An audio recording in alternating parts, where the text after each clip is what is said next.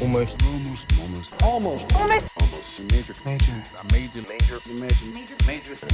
Holy fucking shit, this is major!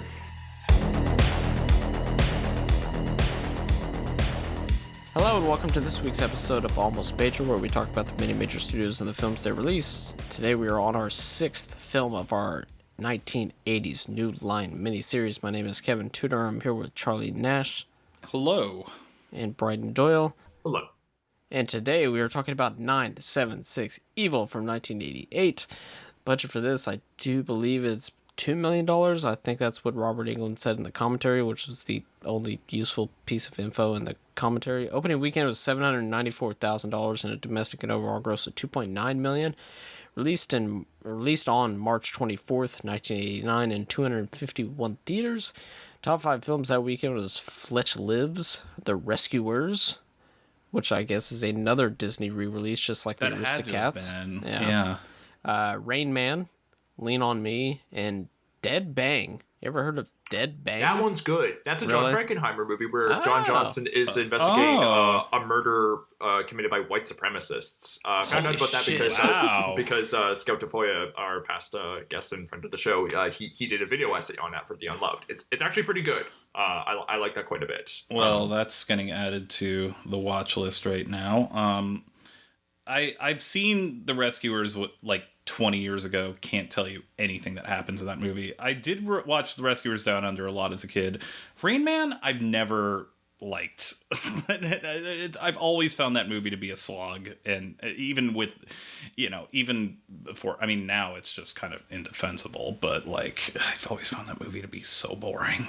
It's like the part of my brain that should like resist it, but when it turns into a big 80s movie with that Hans Zimmer rock music score at the end when they go to Vegas, it is kind of entertaining to me. It's so I find it so boring, so predictable. I don't know. Tom Cruise is wearing sunglasses. That's all I need. Isn't that movie also like 140 minutes or something? It's like ridiculously long. Very long. It has no business being that long, but you know. If I will just say for a moment, go back to The Rescuers. I saw that movie a bunch when I was a kid because we have the VHS of it, and also it's a phrase that I think my mom used a bunch with me when I was growing up, and also with my niece and nephew. Off we go into the wild blue yonder is like what one of the birds says when he's carrying the mice off to go flying and everything. So like often my mom likes to say that phrase. Does The Rescuers have the little dragonfly guy? I like that guy. I think He's got the big eyes. He's always just very upset. I remember the opening of Rescuers Down Under. I remember the first 15 minutes is like wordless, and I loved that as a kid. But then you do get into the plot, and it's like, I don't know, Crocodile Dundee or whatever, like uses that kid as live bait over like alligator pits and stuff. Holy and shit. it is kind of like really fucked up for a G-rated Disney movie. And it's like, and the bait of his life is in the hands of these two mice. It's like, in the chat I dropped it. His name is Evan Rude. He's a little dragonfly from Rescuers. This guy kicks ass. Look at him. I don't remember the first one at all. That's the only thing I remember. Yeah, not that that's bad. Isn't Rescuers the one where the animators put in like a shot of porn? What? That might be the sequel. I don't think it's porn. It's something risque, you might say. I think well, whatever. I guess the sequel would make sense because that's around the time that they were like, the priest and the Little Mermaid has a boner and it says sex in the clouds for Lion King, and I guess Rescuers Down Under falls in between those two. The Disney animators in the late 80s were so horny. Number one song in the US this week is Lost in Your Eyes by Debbie Gibson, and number one song in Canada this week is also Lost in Your Eyes by Debbie Gibson. The North America just had Debbie Gibson fever. Plot description from Google: dial in the number for something called horoscope. That's HORROR. It's very funny. Puts a bullied teen played by Stephen Joffreys in touch with the devil. But I was Googling this. It's also funny that the people also ask section on Google when you search this movie is, what happens if you dial 976 evil? Just people just be like, should I do it? Yeah. Did any of you, maybe this is just me admitting how dumb I am, but like every time because I hadn't heard about this until we were like covering it, but I kept entering in the first three digits wrong when I was searching for it. I was like, what is it? I keep doing 986. not 976. 986 I kept doing, I think, too. Yeah. Or 911 evil, like, yeah. 911 evil.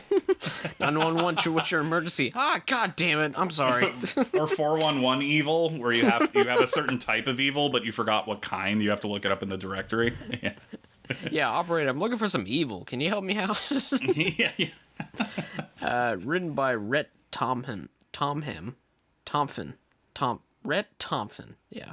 Wrote Trick or Treat in 1986 and 2 episodes of Freddy's Nightmares. And Brian Helgeland as director. He actually wrote and directed Payback in 1999. The Order in 2003, and I'm very sorry I haven't watched this garbage since we last mentioned it on the pod. I'll do better. And directed 42 in 2013. Also wrote Nightmare on Elm Street 4, which we'll be covering in the future. I think co-wrote Assassins in 95, LA Confidential in 97, Mystic River in 2003, and Man on Fire in 2004. All much better movies, without giving too much away about. Probably The Order is probably better. Wait, is Assassins better than 976? I haven't seen Assassins, but I don't know. Didn't the Wachowskis also Yeah. partially rate that? But Because they who wanted knows to how do much of Matrix, what and then they did. Yeah. they worked on that to, Yeah, I haven't seen Assassins, but I've seen all... wait, no, I haven't seen Payback. Fuck. I need to watch Payback. No, I haven't. I liked it at the time, but I've seen like the bits and pieces. It's whatever. Should I watch the theatrical or the straight-up cut, though? That I don't know. I think Dan Mecca talked about this when we brought that up on Yes, he Cooler or did. Confidence episode. So One of the two. We need to go back and listen to that to find out. It's that and The Abyss are ones where I'm just like, yeah, but I never know which cut to watch, so I just don't care. I think The Abyss is the extended cut. That's the one I've seen. That's I need what to see that movie some again. people say. I don't know. I'm Yeah, just I like, don't. this movie's like 4 hours long. Please give me an answer. It was funny. That happened with me last summer when I watched Revenge, the Tony Scott movie with Kevin Costner, and I saw one review. I think it was our past guest, Mike Thorne, who said oh man, the director's cut is just so good. And I watched it and was like, oh, yeah, that was pretty good. And I saw some reviews. I think it was Matt Lynch said don't watch the director's cut. It's terrible. And I was like, well, too late. There are some. It does add 30 minutes of I think I've heard that it kind of doesn't really add much. It's backstory on the Anthony Quinn and Kevin Costner relationship. And I'm that's okay. right. That's right. Something like that. There are some movies that I love the director's cut, but have never seen the theatrical cut. That I am I swear at one point when I do have somehow more time on my hands, Kingdom of Heaven director's cut, think it's great. Never saw the theatrical cut. Swing Shift, the Jonathan Demme film that is stitched together. I know it's stitched together, in a fan made way, but that director's cut is fucking amazing. And I've heard the theatrical cut is just what is going on here? Swing shit, or no, I'm joking. I haven't seen that one. Directed by Robert Englund, or on the poster it says Robert, in quotes, Freddy Krueger England. I guess people were just like, who made this? Robert? Oh god, who's right? Freddy Krueger directed this. Yeah. Obviously well known for his role as Freddy Krueger. This is his first directed movie. The only other movie he directed is a movie called Killer Pat in 2008, which just sounds like just get it out of here. And 2 episodes of Freddy's Nightmares. There's a lot of people we're covering that were either acting in or directed or wrote Freddy's Nightmares, which is a show that I've heard is mildly okay. Yeah, I've never seen it. Starring Stephen Geoffreys as Hoax prior to this, Fright Night in 1985 and At Close Range in 1986. And after this, did about 2 decades of gay porn films. I think he came back 5 or 6 years to actually be in narrative features. But is he gay? Is he openly gay? Or is he... That I don't know. Gay for pay situation? No idea. Yeah, Stephen Jeffries. He also it says his stage name was Sam Ritter or something like that. I think. Yeah. Sam Ritter. That's not a porn name. I mean, if you think about it now, I mean, maybe this is just all firing in through my synapses right now. But I guess if you look at this movie and you think about Freddy Krueger, in some ways it does mirror. We'll get into it, but the second Nightmare on Elm Street movie. In some ways. Oh yeah. And even though I think that movie's much more overtly queer than this one, you definitely get some of that. I mean, this movie's pretty This movie's pretty heterosexual. Like, Really? Yeah, I didn't know that. oh yeah, yeah. You didn't think so? And also Patrick O'Brien as Spike after this No Holds Barred in 1989, which we'll be discussing later on. And he was in Relentless, which we discussed a few weeks ago, and he reprised his role in the direct-to-video sequel 976 Evil 2, The Astral Effect. Astral Factor. God damn it, I will never get that right. But when am I ever going to be like, I'm sorry, what is 976 Evil 2, The Astral Effect? And they were just like, no, I'm sorry, you lost all the money. And I'm just like, God damn it. If you'd like to reach 976 Evil, press 1. If you'd like to see, if you'd like to reach out to the astral plane, press 2. Yeah, like, I'm just assuming that's what it is. No, I have, not even half, I quarter watched that movie, and I don't know what the astral factor means. It's just some guy who can like, control space and time or some shit. I don't know. Cue the Mo. What? He's in the second one, and you can tell he's been through a lot in the first one because he has a beard now, and he's like very dejected. Yeah. I love when movies and TV shows do that, or even like within a cut to a scene where it's like they have facial hair now. It's been 17 years or something. What have you done in those 17 years? Grew a beard. Yeah. It's been rough. Dexter became a lumberjack and grew a beard. Don't do this. And it's funny, like, the reverse happens. People have talked about, like, Harrison Ford and The Fugitive, and he starts out with the beard, and then when he goes through all the trauma, he shaves it off. Like, it's also funny when they unfreeze him from the carbonite in Return of the Jedi, he just has a full-on beard. He's like Austin Powers. Yeah. Or, like, the carbonite, like, the beard just comes through. Like... He's completely frozen in place, besides his facial hair. The Jabba turned him into a chia pet. Like, it's like, we don't want to, like, kill him, but, just water him every night. It should be fine. Oh, God. Leslie Denis as Susie after this, an episode of Freddy's Nightmares, and she's in Freddy's Dead in 1991. Sandy Dennis as Aunt Lucy. She won an Oscar for Who's Afraid of Virginia Woolf in 1966, and of course Bob Balaban's directed Parents the following year. I wanted to watch whatever movie she was in because she showed up early on. She showed up early on, and I was like, "Oh, she's in a John Waters movie." Like, basically, yeah.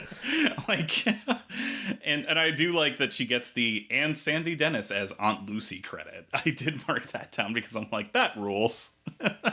She's clearly having more fun than anyone in this movie. Maybe even more fun than Robert Englund. Like, she doesn't even, like, there's, like, the weird part in the movie where she's, like, meeting with the private eye and everything, and she's, like, gesticulating with, like, the cookies, like, while, like, talking about scripture, and then it's only with her for, like, 5 or 10 seconds before we just cut back to, like, Stephen Jeffries and his boring cousin or whatever. And I'm just like, oh, I know. Yeah, it's fucking annoying. Exactly why she needed to be in every scene of this movie. Got very, very, very small amounts of trivia, but Robert Englund met his wife, the set decorator Nancy Booth, while making this film. She was on the commentary, which I'll get to that disastrous commentary here soon. Although Robert Englund and Centel Films, which we've seen a lot, and Centel was a production company that I guess New Line used a lot, so I've been seeing that. Even though Robert Englund and Centel had a falling out after Centel elected to distribute their producer's cut theatrically, they buried their hatchet when the film was released to home video in England's director's cut. Happy with their agreement, Centel started courting England for part 2. His idea would involve a cursed crisis line. Oh no.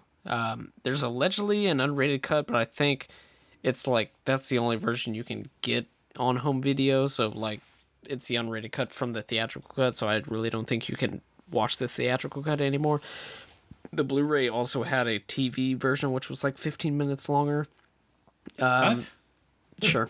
There was a rape scene filmed between Marcus and Susie, but was later removed and is missing from any home video releases.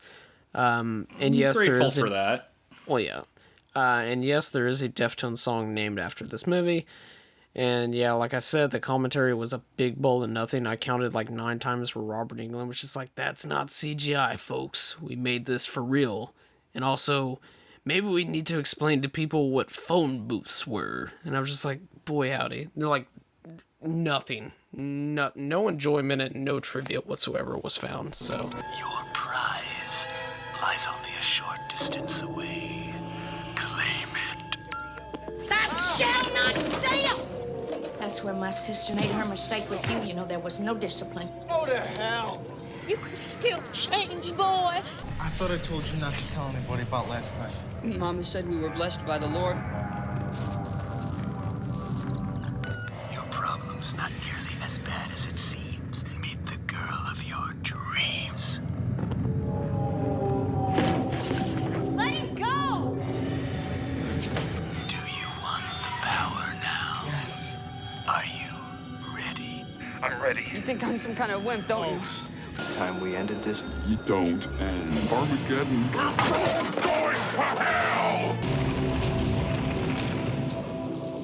Initial thoughts on 976 Evil. First thoughts, let's see, I'm sorry, but there's a $2 horror movie marathon and these kids would rather be gambling and smoking cigarettes. I thought the same thing. I was like, come on. What's the matter with you?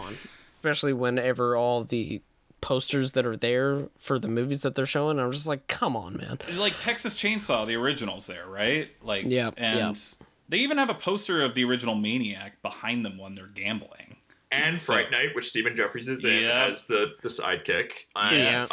the other horror marathon posters were like other New Line movies like Evil Dead and Phenomena and Alone in the Dark. There you go. Yeah. Yep. You have no idea how much growing up, how much I was obsessed with the transfer tube at the bank and the fact that these two cousins just have one to send notes. I want one of those. Wild. Yeah. I said the acting is pouring levels of bad and not even in a funny way. Not sure what movie Sandy Dennis is in. And that House of 47 Cats, and you know that place stinks. The Mr. 976 Evil guy sounds like Dee Snider from Strangeland. What in the hell is this sex scene? That was that was like I also wrote down 976 Evil sounds like Dr. Seuss for incels because of the rhyming schemes.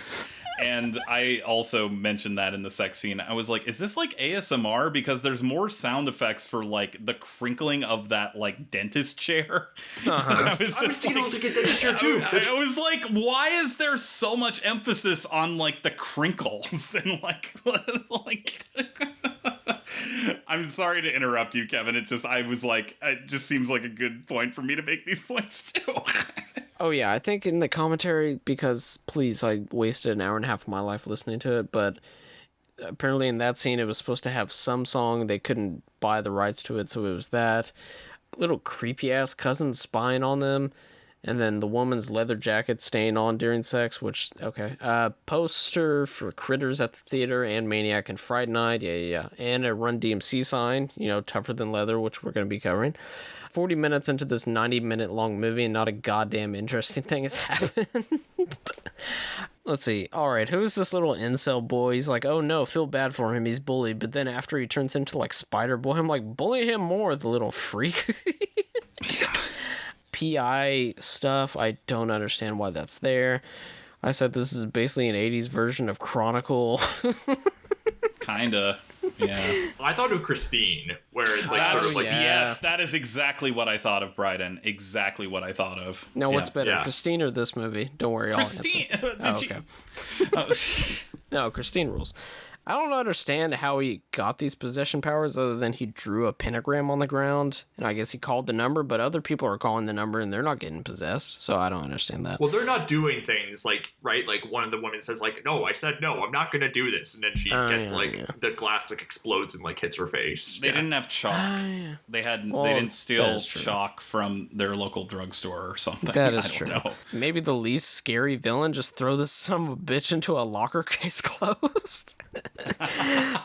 Yeah, and also the main guy just pretty much becomes Freddy Krueger when he's possessed, like having the quippy little lines, and yeah. I will say the house at the end with the snow is pretty cool looking. Similar vibes to Nancy's house at the end of Nightmare on Elm Street when the dream world and hers are colliding. Basically starts to get visually interesting with 5 minutes left. And here's my Gene Shalit review. This is one movie you better send to voicemail. All right. Bryden, initial thoughts. I thought this was pretty terrible. Thinking about it a little bit more, I agree with Charlie. It is slightly more memorable than My Demon Lover. Because, like Kevin said, the practical effects at the end are actually being used in, like, to generate, well, trying to generate some tension. My problem with the movie is that I think Englund's direction is like really inept, like in terms of like timing and editing. Like I think he like doesn't like he'll just like have scenes of a character like going up the stairs at like the slowest pace possible, and it's like it does, and it's not even like slowly building suspense. It just feels like a really long scene of a character going up the stairs, and then there are other scenes that seem like cut really short to the point where it almost feels like it almost feels like a deleted scene almost. I mean, like the stuff with like where the PI teams up with the guidance counselor from the school, that feels like where the fuck does that come from? It feels like there's scenes missing there because like they meet at the school and he seems like really into her and everything, and then like he turns to the mohawked kid who's like rocking on his headset saying like, oh, I can see why you like coming here and everything. Then there's like a bunch of time passes where they're not talking, and then they're just suddenly at a restaurant together, and then like when he goes to the to like the headquarters for like the phone place, he like gets attacked, and then like he like the phone like electrocutes him, and he stumbles, and then she's just suddenly there and says like, oh man, sorry, I lost you at that light when I was following you. And I'm like, I didn't even know that they were like working together really on this. It's really sloppily laid out. It made me, weirdly, the PI angle made me think of I'm not saying this movie was pulling from it, but it made me think of The Stepfather, or like every 15 minutes or so, damn where it, like I need to watch that. You keep getting like the brother of like one of the stepfather's victims who's like on the case or whatever, and I'm like, okay, nice, just like stick to the one thing and everything. But like this movie, it feels really unfocused. Like it's not really sure. I mean, you said the first 40 minutes, it's not really clear what's happening. It's not even like, it's not clear what the premise is building to, what premise it's building to. Like it seems like it's about like the biker kid, the biker cousin for a bit. Then it seems like it's about this put upon dork who like is then going to lash out with violence. Then it also seems like it's about like it's also about this PI who's sort of on the case, but he keeps like disappearing for long stretches in the movie. And then like it's mostly about Stephen Jeffries, you know, as like this dork who becomes evil and everything. But then like you still keep getting like, it's like, again, it's like Englund edits and his I'm sorry, I don't have the editor's name but everything, but like his Englund and his crew, like they're editing the movie in like this really odd way where it seems like there will be a scene where it's like, you know, the cousin is like, you know, he goes to a church, and there's just like a long shot of him just like getting off his bike, going to the church, and then coming back to like a different like line of action. And it's like, why are we getting, and then cuts back to him like a few scenes later, and he's just like, the priest says like, well, you know, sorry you missed our service, and then he drives off. And it's like, I don't know like what the point is of following this character in this particular scene. It doesn't seem like it's going anywhere. I to that point, at one point I think one character's drinking beer, and then like a couple shots, like there are a couple like quick scenes that cut, and then in the next scene he's drinking milk, and I was like, gross. Yeah, that is a bad combination. I was like, ew. I mean, I know there's like White Russians which have like, you know, cream in them. Yeah, but that's completely different. That's vodka sure. And like you know, that's like, you know, liqueur that you mix in. I was just like, this guy had a beer, and then like, I don't know, like what, 20 minutes later he's drinking milk, and I'm like, that's good luck to you. Jesus Christ, you'll be in the bathroom tomorrow morning. But like, that's where he takes his meals. The editor's name is Stephen Myers. He has not edited really anything of not notes. The same Stephen Myers who was on True Blood, I'm assuming. That's Stephen Moyer, but close. And Mr. Anna Paquin, by the way.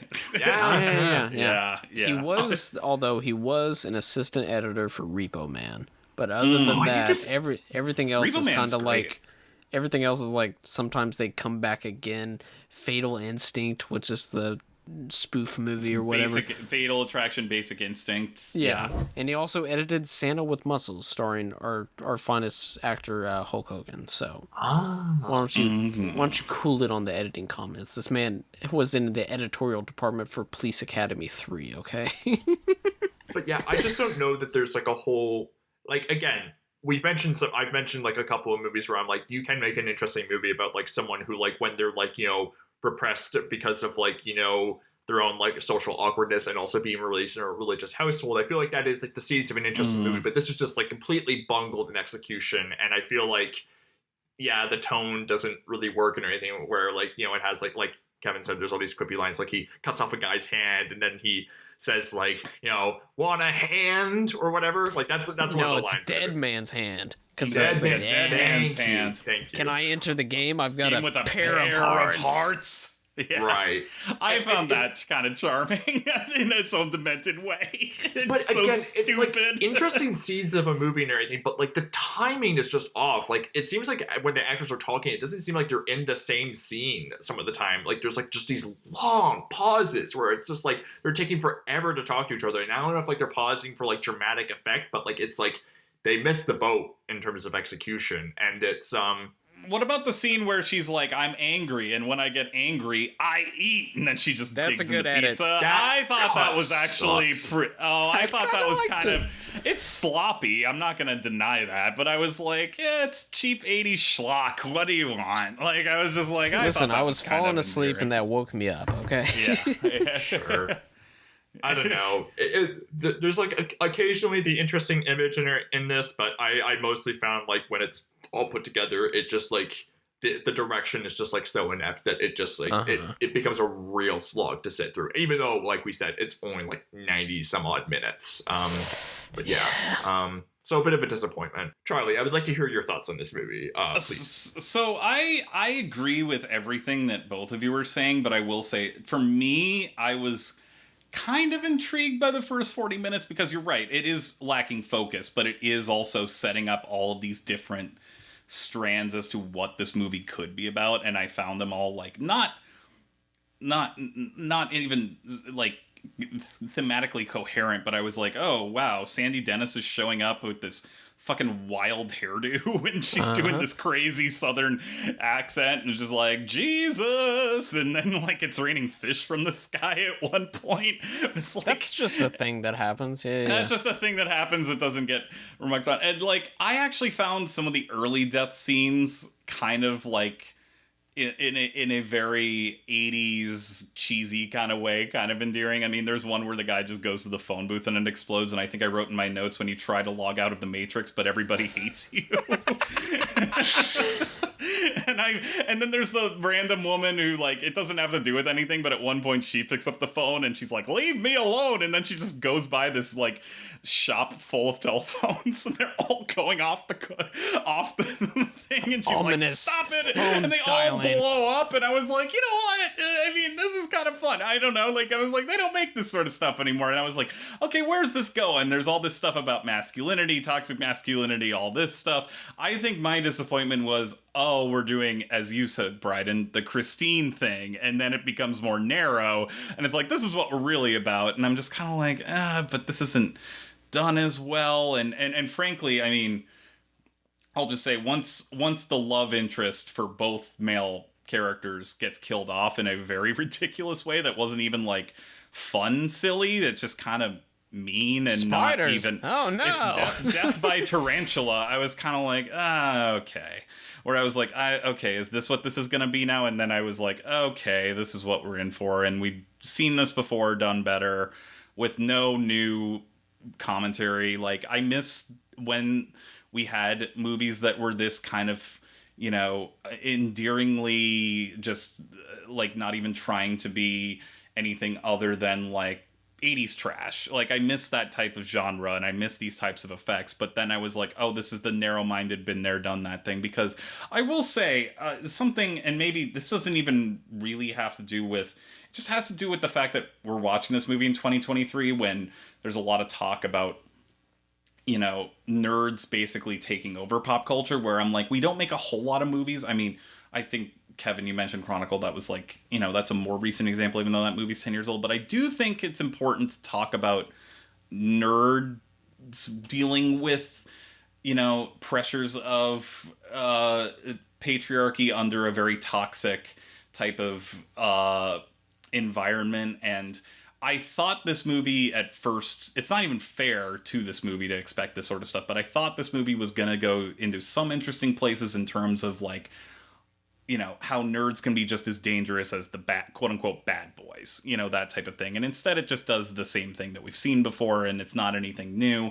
But I do think that there is something that I was, you know, maybe I'm just digging for it, but I do think we need to start talking more about, especially with online culture, with, you know, I mean, Gamergate and the Marvel movies and stuff like that. Like, I do think that like toxic masculinity with nerddom and the I'm the nice sensitive guy is still like a relevant topic that we can even like go to old schlocky movies like this for learning about these types of serious issues, even if it's a very cheesy, endearing kind of movie. And I guess I was just a little disappointed because I found this movie to have, even in its messiness, where it's clear that this movie doesn't have a concise thesis. I was like, maybe this movie's going to do something fun, and then no, it just kind of gets nasty for the sake of being nasty and not in a fun way. And yeah, I agree. I mean, it you know, and also the emotional catharsis of it doesn't work at the end, where it's just like, you know, there's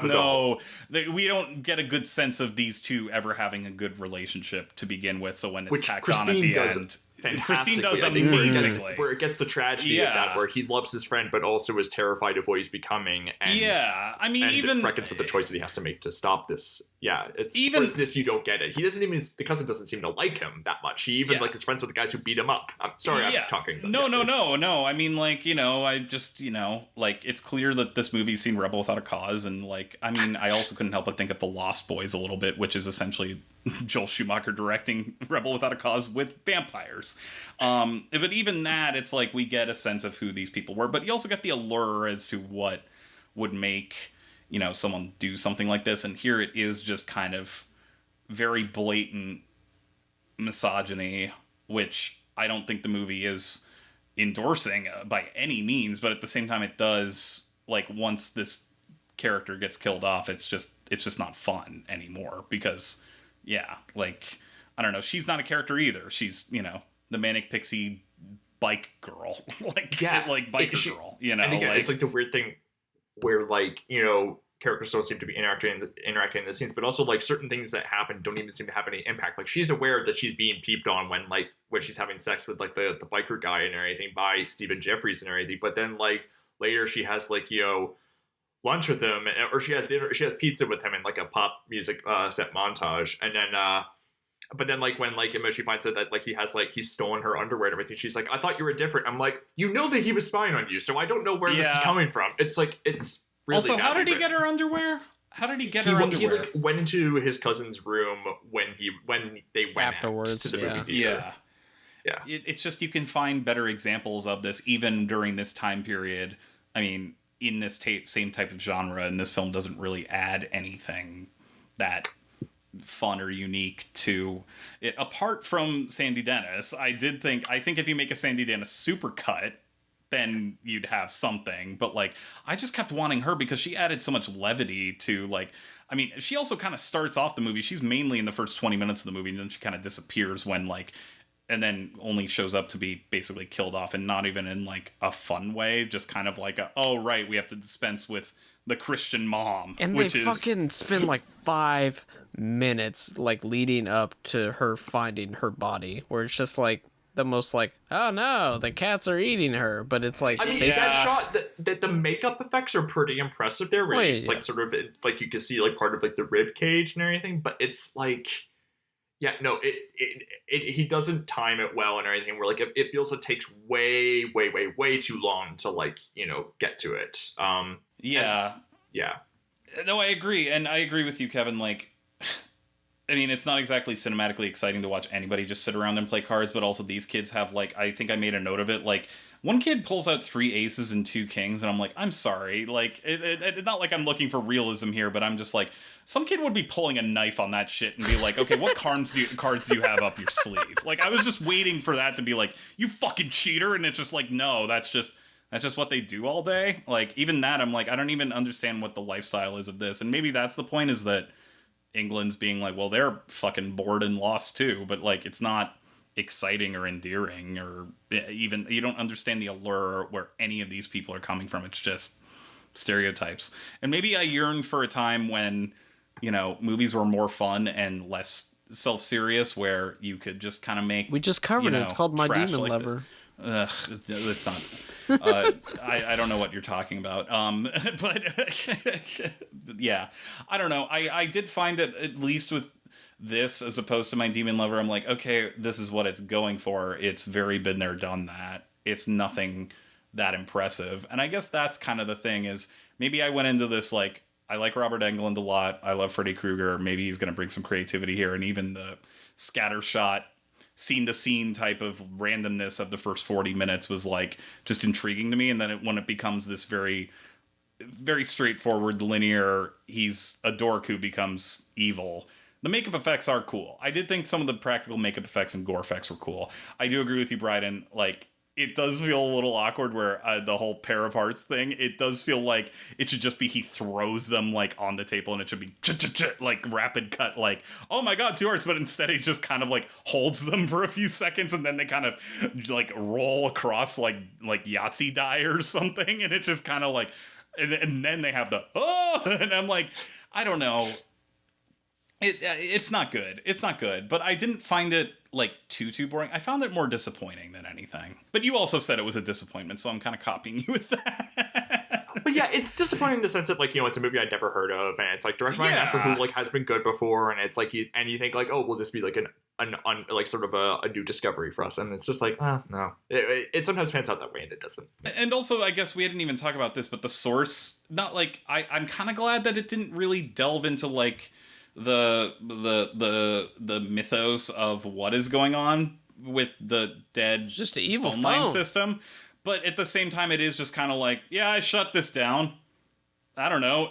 That was actually the best line of the movie, and I think I've seen people on Letterboxd quote it. That is the best line of the movie. Of, I guess no one's interested in the underworld anymore. You know, just Ewoks and E.T. and football and phone sex. What's going on with our country these days? I was just like that is so much that I just have to Sir, like. I'm interested in all of those things. Yeah, like, but it is like even the allegory for where this is coming from. It's like, I don't know, nobody seemed interested in it anymore, and I guess it's just this repressed thing. It's like it's half baked and just very stagnant, and like doesn't really come from anything, even though it's very obvious. Like it's kind of like a, I don't know, choose your own adventure type of where this type of toxic masculinity came from, and it's like, okay, but that's just obvious. It's society, you know. It's society, man. Yeah, it's that. Well, and bullshit. It's also obvious in the commentary when England is just like, this is a movie about like what happens if you bully somebody too much, and I'm just like, no, this kid needed to be bullied. He's a little shit.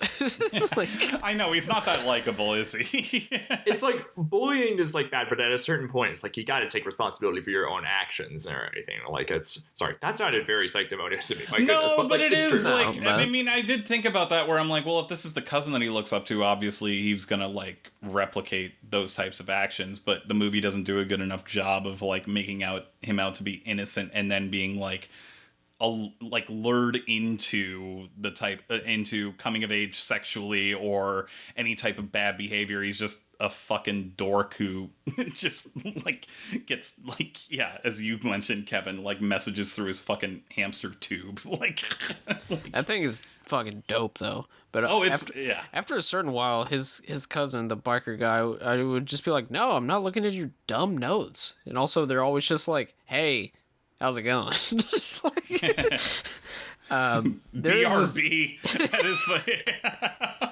Also, his name is Hoax. That's an unfortunate. I mean, you feel bad for like his parents. You know, for a kid whose parents named him that. I thought it was a hoax. Is that where that came from? Like, well, that's your baby boy. No, that's not his real name. Yeah. There is a scene where he's like, I think it's whenever he's like starting to turn ish. And he's in the bathroom, and there's some kid trying to, like, skateboard on the wall, which I was like, nobody's ever done that. And then another kid comes out, and he's like, hey, man, you want to do some crank? And I was like, this is after-school special bullshit. What are you talking about? I mean, I wasn't alive during the 80s, but it does kind of read off as, this is what teenagers do, right? Hey, like, man, you want to take a hit of marijuana? And that's, like, another scene that just, like, peters out in terms of pacing or anything, where it's like he slices the one kid's face, and then like it's just the one kid backing up like, hey man, stop, man. Yeah, and you keep thinking he cut your face. He cut your face, man. You keep thinking the cut is gonna get like infected or something, and it's just gonna like travel to all his veins or some shit, and it just kind of just is a close up of that kid's face, just be like, and like nothing really comes of that, right? Like he just kind of gets killed off. Like I don't know. Yeah, is that the kid who's like sort of the main ringleader, who's like always wearing like the bowler hat? They all blended into me. I couldn't keep any character straight other than Sandy Dennis, and he's wearing the bolo hat because England wanted it to be a reference to Clockwork Orange, which is why there's a Clockwork Orange poster in the projection booth. Oh. Okay.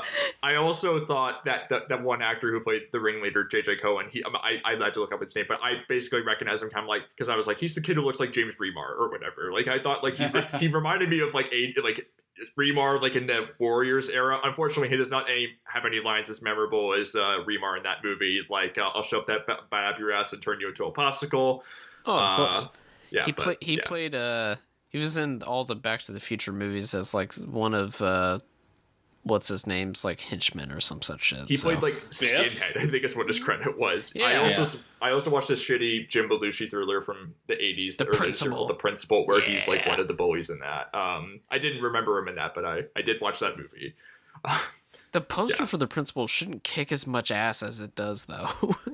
That movie is very fucking boring. It's Jim Belushi fighting off against the world's oldest high school drug dealer. I don't know, man. Just push him over. Case closed. Also, I like the scene where the PI like sees that Stephen Jeffries is about to get hit by a car from the diner, and then he saves him from getting hit by the car, and then they just immediately go back to the diner, and the waitress is just like, "Yeah, what do you want?" Does not care. She also looks much like the love interest, where at one point I did get confused. I was like, "Is that the same person?" Like. No, it's the waitress is like the she's right.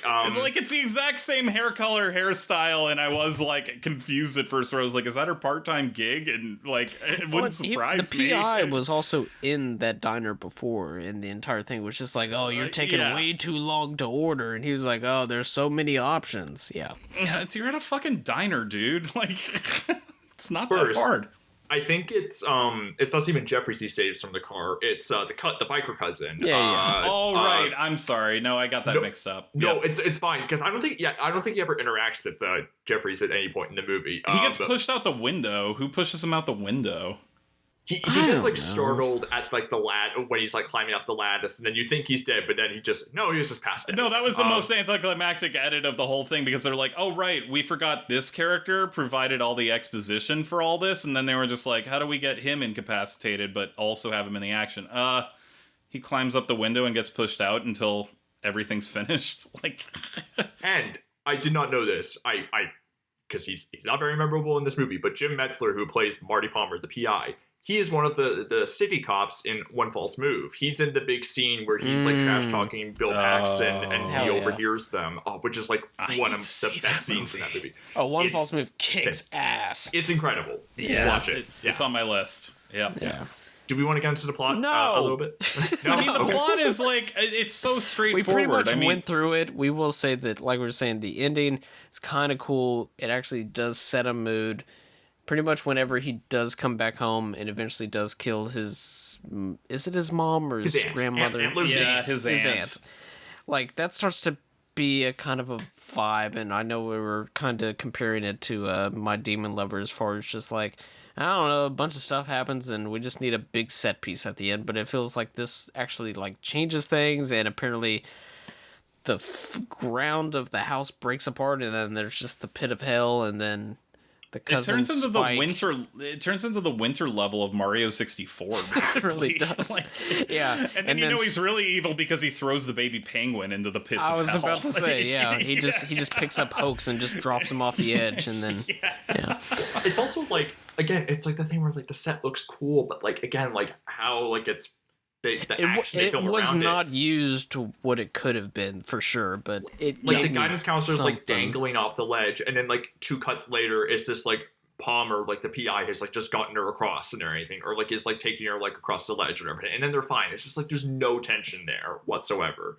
It has more thematic coherence than My Demon Lover, though, which My Demon Lover was just they can do anything. The tone is all over the place. At least the tone. It aims for bad comedy, but it at least treats the character's descent into hell seriously. Where My Demon Lover, it's like, I don't even know whether I'm supposed to be rooting for or laughing at these people. Like, I don't know. Like, I get they're aiming for tragedy with this kid. The kid always sucks. The kid's a little creepy perv, but like, It feels misguided by the movie. My Demon Lover, I just like, I have no fucking idea what this thing is even trying to do. Like, you know. And I agree with you that even though I think the movie doesn't use her performance enough, I think you're right that Sandy Dennis is at least doing something that's a little more interesting than any of the performances in My Demon Lover. She has a new wig for every scene she's in. It's okay? amazing. Yeah. I want that character to guest host, like, I don't know, like RuPaul's Drag Race or something. Like, I want that character to just host Saturday Night Live. Musical guest, Fish. Fish. Yeah, that scene just never pays off. The fish raining from the sky, it just turns into Magnolia for one scene with Fish. Well, doesn't he like send the fish through that like message tube at one point? He just sends his cousin a bunch of fish. Well, like, He puts a note in the fish, and the guy's just like, okay. And I would be like, dude, fuck off. Don't send a fish through our bank tube, man. I was gonna say also watching this movie for how often Hoax keeps calling Spike cousin throughout the movie. I was thinking of The Bear with the show where everyone calls each other cousin. It's like, "What's up, cousin? How you doing, cousin? Cousin, where are you? Cousin, help me out." And I just was thinking about that. Yeah, this is not as cool as it is on The Bear, but you know, just Really? Okay. I will say that the sequel, the direct-to-video sequel, is like the most like if you zoom in 500%, it is better. Mainly because, and I showed Bryden this, there is a clip where where a woman somehow, the big bad of the second movie is like not just a phone line, it's like an actual old guy. I don't know. He has this invention where he can get people into the TV, and there's this group of girls on a couch going from Night of the Living Dead to It's a Wonderful Life, going back and forth, and then this one girl gets sucked into a scene of It's a Wonderful Life, but then it turns into Night of the Living Dead. It's pretty cool. It is pretty cool. Okay, it has nothing to do with anything whatsoever. It's like just a completely one and done scene, but it's like very, very... It seems like somehow that was a scene that the director came up with, and he was just like, yeah, I'll put it in that direct-to-video sequel I'm making, I guess. That sounds like anything better in this movie. Also, I think I've told you guys the story, but can I tell the story of the pod where we brought up It's a Wonderful Life and we were watching it on Bravo in a hotel room after a wedding where we were like, yes, of course. We were like just basically hitting a vape in a hotel room, and we were like just channel surfing at like midnight on a Saturday, like after a wedding.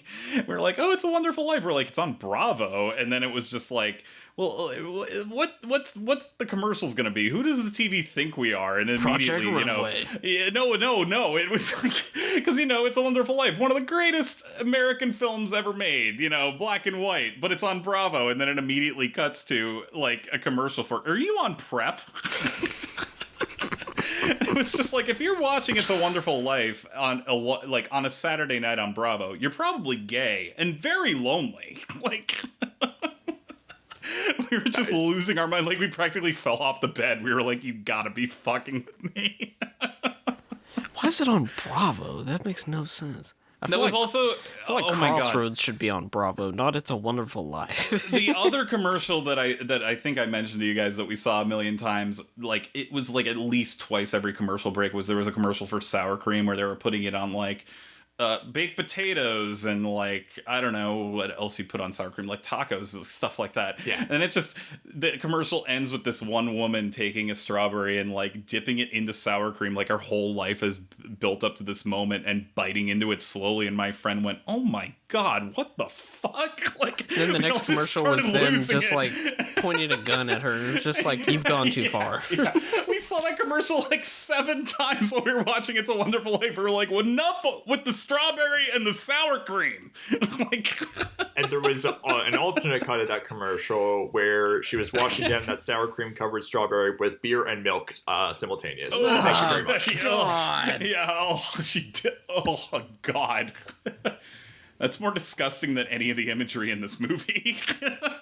It's also weird to just have commercials for condiments, because like, who are the people watching it and just being like, oh yeah, sour cream exists. I forgot all about that. People who are stoned at 1 a.m. and have a 7-Eleven within walking distance, just like, oh right, sour cream, and then they just, I don't know. Can I get a I don't gallon know. of that and 9 bags of Ruffles? Thank you very much. I will say in college, there was one night where me and my friends got inebriated and we're like, we need peanut butter, and just all bought our separate jars of peanut butter when we were like 18 and high, and just like spoonful Wake up the eating next peanut day and be butter. like, what am I going to do with all this? It was like... Yeah, and then you got high 2 nights later and you were like, oh, right, that thing. It's like Ron Livingston in Office Space. Like, what am I going to do to 20 subscriptions to Vibe? Okay, before we start talking about, like, ketchup commercials or back when in the 2000s where they were just like, you know what's cool? Purple ketchup. And Even as a lasting kid, I thoughts. thought that was fucking disgusting. I couldn't It's eat French funny. fries with purple on them. That's what cool kids did, okay? We did that, and then we got a big kid's meal from Burger King. But It still came with a toy, right? yeah, but it was like for big kids, so it was fucking dope. Yeah, so it came with, like, I don't know, Ritalin or something. No, it came with like a VHS copy of like, I don't know, like Kiss of the Dragon. It came with a VHS copy of, like, Spawn or something. Came with a figure of John Leguizamo's clown. A VHS copy of Blade that's had, like, 8 minutes cut out of it or something. Some mother lovers are always trying to ice skate uphill.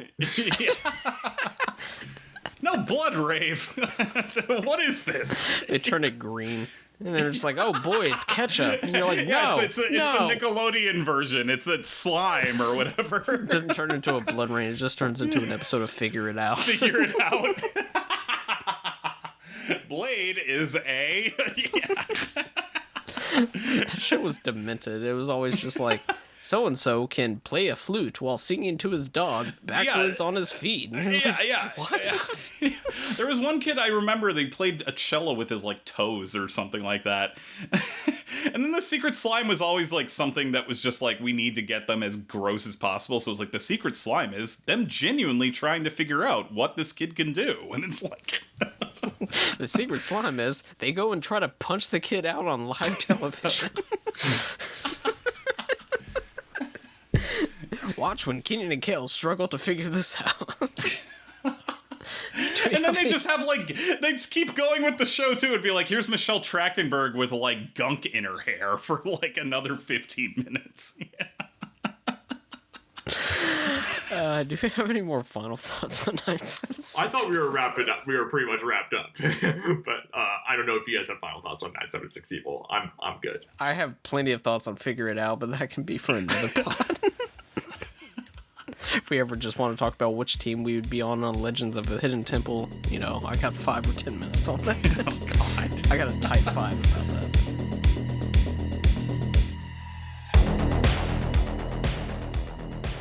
Thank you for listening to this week's episode of Almost Major. Please rate, review, and subscribe to us on iTunes. Please follow the pod on Twitter at Almost Major to keep up to date with what movies we will be covering in the future. Myself, I can be found on Twitter and Letterboxd at KevBonesy. Bryden can be found on Twitter at Bryden Doyle and on Letterboxd at JDoyle. Charlie can be found on Twitter and Letterboxd at CTNash91. Once again, thank you for listening.